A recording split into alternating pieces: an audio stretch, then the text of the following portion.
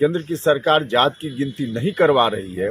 समय पर यदि जात की गिनती हो गई रहती केंद्र सरकार की ओर से और 3 टेस्ट से इसकी जांच हो गई होती तो आज यह स्थिति नहीं आती। बिहार में जो आरक्षण अति पिछड़ा समाज के लोगों को मिला हुआ है यह चलता रहता और चुनाव हो जाता। भारतीय जनता पार्टी जो चाह रही है कि पिछड़ों के आरक्षण को समाप्त करो, दलितों के आरक्षण को समाप्त करो, उनकी इस कोशिश का यह परिणाम है। देश की सच्चाई सच छुपने नहीं देंगे।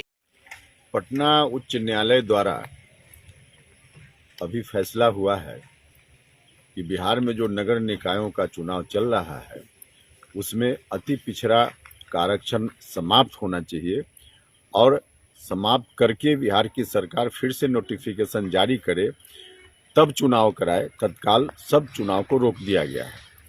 उच्च न्यायालय का यह फैसला काफ़ी दुर्भाग्यपूर्ण है और केंद्र सरकार साथ ही भारतीय जनता पार्टी दोनों की गहरी साजिश का यह परिणाम है, क्योंकि आरक्षण जो मिला हुआ है या विभिन्न राज्यों में देने की बात चल रही है पंचायती राज संस्थाओं में, नगर निकायों में, उसके लिए कोर्ट ने कहा है कि इसको 3 टेस्ट से जांचने की ज़रूरत है तब आरक्षण देना चाहिए। 3 टेस्ट से जांचने का मतलब है कि जात की गिनती का आंकड़ा तत्काल अनिवार्य है।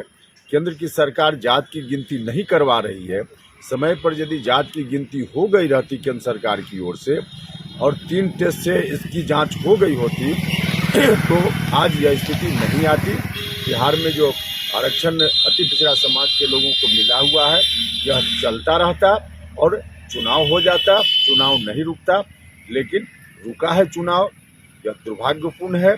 साथ ही केंद्र सरकार और भारतीय जनता पार्टी जो चाह रही है कि पिछड़ों के आरक्षण को समाप्त करो, दलितों के आरक्षण को समाप्त करो, उनकी इस कोशिश का यह परिणाम है।